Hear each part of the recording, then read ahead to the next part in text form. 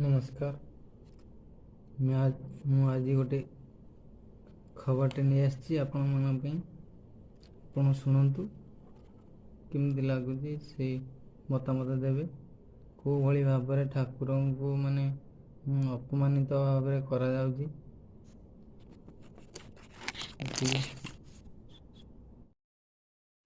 दरिद्र नारायण सेवा भली विभिन्न सेवा जोगाई दिया जाउछि।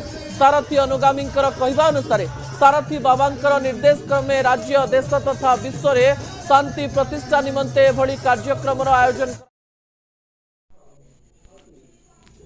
सारथी बाबा का चेला लोग बोलते हैं कि दरिद्र नारायण नहीं, दरिद्र नारायण तुम लोग हो। दरिद्र नारायण तुम लोग की माँ के खाते हो।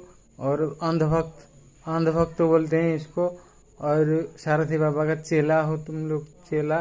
और दरिद्र नारायण दरिद्र नहीं रे ना, तुम लोग नारायण दरिद्र हो। तुम लोग जो अंधे भक्त हो वो सारथी बाबा का आगे पीछे घूमते रहते हो। कुछ दे देगा कुत्ते जैसे घूमते रहते हो। कुछ दे देगा तो खा लेंगे, जिसका खाएंगे उसका भूखेंगे। दरिद्र नारायण किसको बोल रहा है बे?